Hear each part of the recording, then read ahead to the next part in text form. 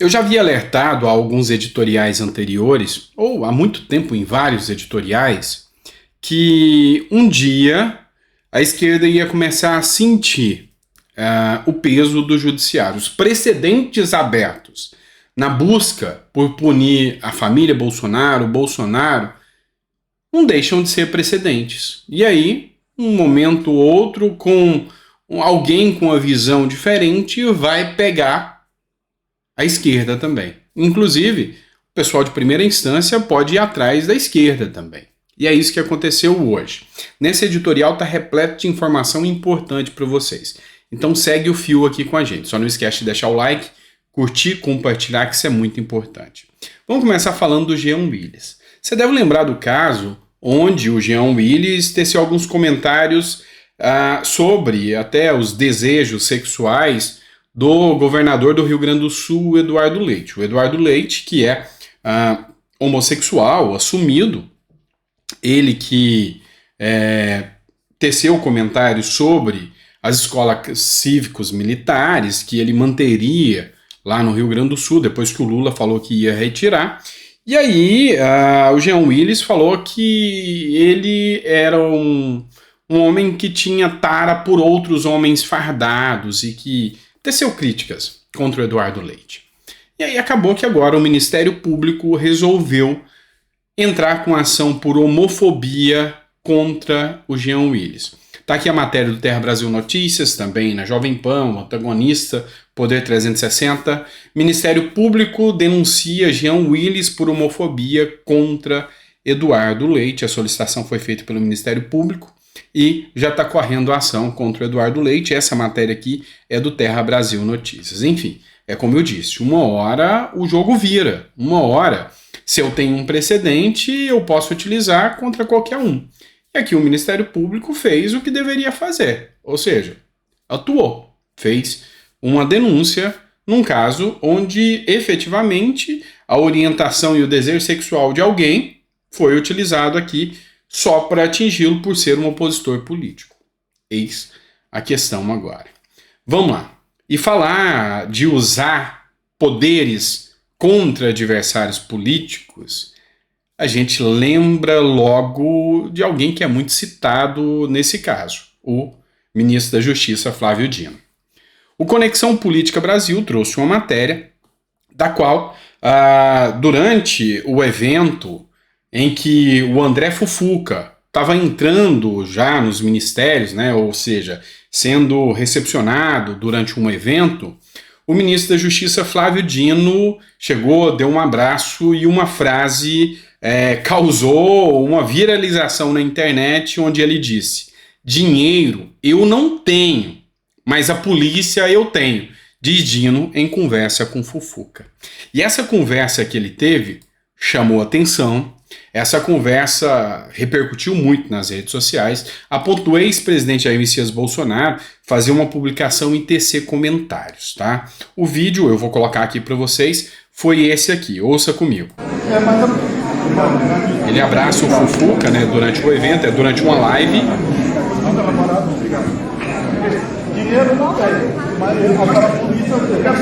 E ele fala claramente: dinheiro eu não tenho, mas aquela polícia eu tenho. E aí o Jair Bolsonaro escreveu o seguinte: o ministro da Justiça dizendo para o outro ministro: dinheiro eu não tenho, mas aquela polícia eu tenho. É isso que chamam de democracia?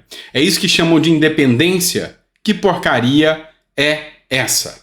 E aí o Carlos Bolsonaro brincou aqui, já Varzil na Venezuela, ou seja, o Brasil vira uma Venezuela. O Luiz Lima, oficial, falou, que é deputado federal, lamentável até que ponto chegamos. O Bruno Zambelli, que é deputado também, escreveu: Dino precisa ser afastado do cargo imediatamente. E realmente chama atenção. Imagine se fosse um outro, Romeu Zema, dizendo que tem a Polícia Federal ou a Polícia Militar do Estado está a favor dele. Imagine o Derrite, porque o Derrite fez uma postagem sobre uma apreensão de drogas que tinha vínculo nas drogas, e não foi o Derrite que fez isso, de uma foto com o atual presidente Lula escrito "faz o L". E aí O Derrite publicou, não mencionou em momento algum essa situação, mas publicou a apreensão de drogas. A AGU entrou com ação contra o Estado de São Paulo para que ele retire essas imagens. Imagina se o Derrite fala, não, a polícia eu tenho, e só estou publicando aqui, ou se ele menciona o Lula, ele não fez. Pois é.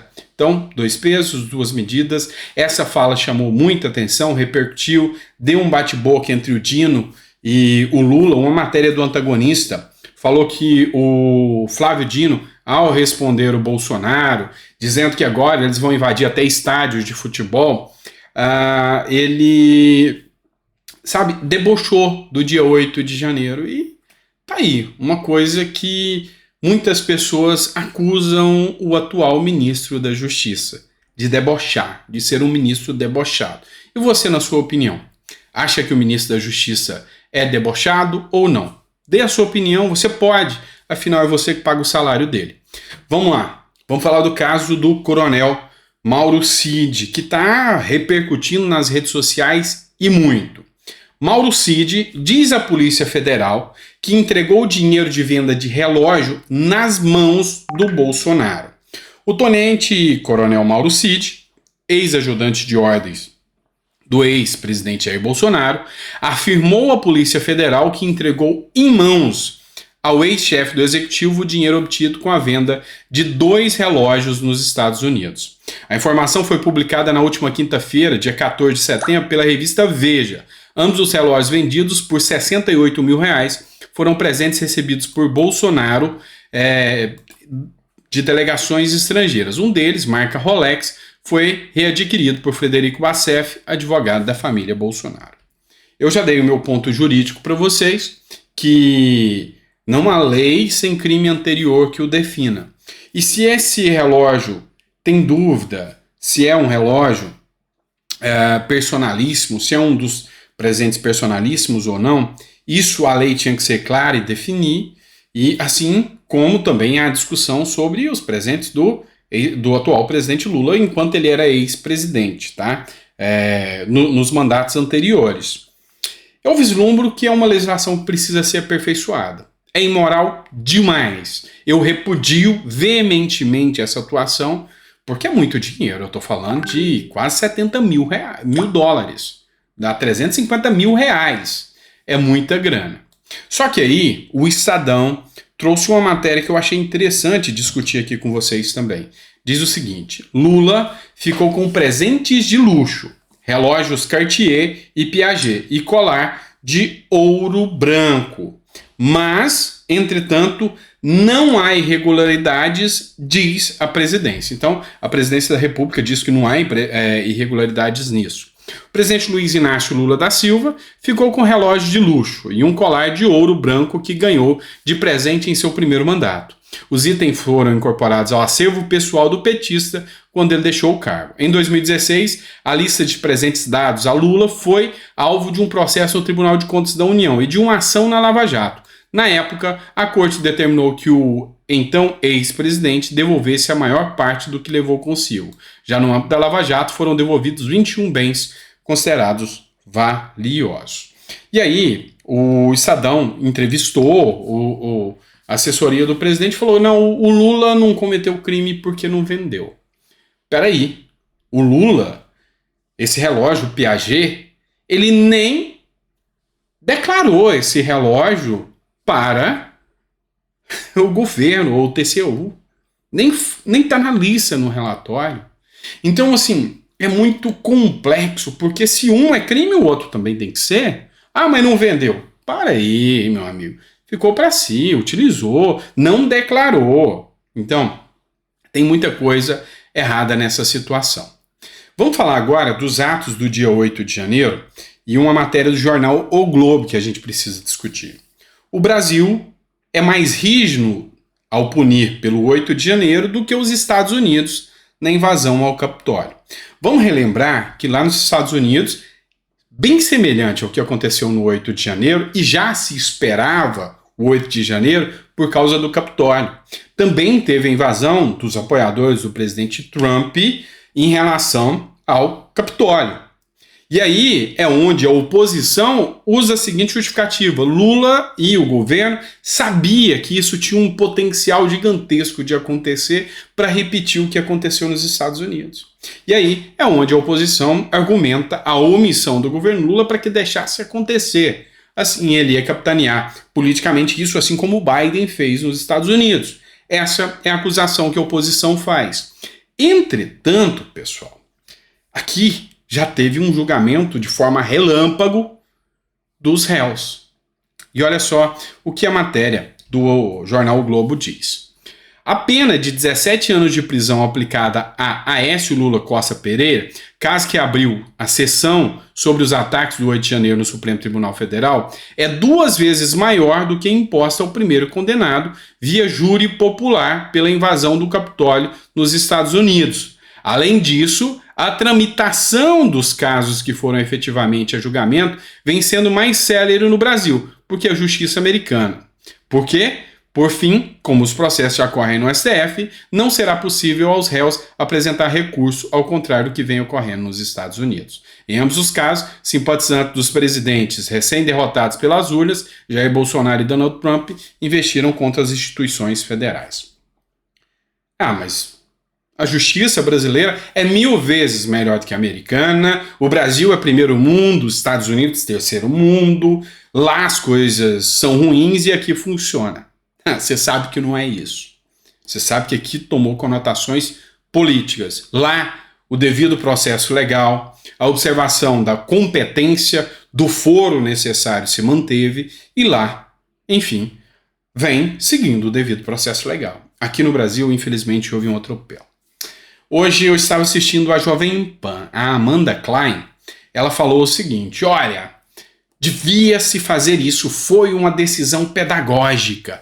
Esse precedente tem que ficar de exemplo para os outros. É por isso que o STF agiu diferente de outros casos nesse caso. A Amanda não é jurista e ela não tem obrigação de conhecer isso. Mas só nessa fala dela, ela acabou de denunciar o Tribunal de Exceção, uma norma totalmente vedada pela Constituição e a cláusula pétrea no Brasil. Não há Tribunal de Exceção no Brasil. E aí, abrir um precedente para condenar alguém porque é opositor, para que outros opositores não façam, está errado. Violar o duplo grau de jurisdição porque essas pessoas foram condenadas. Mas vão recorrer para quem? O Brasil é signatário de normas internacionais. E nessas normas internacionais prevêem, inclusive, o duplo grau de jurisdição obrigatório, está no Tratado de Haia. Enfim, no Brasil não teve. Eles não têm a quem recorrer, senão a Deus. Está errado isso.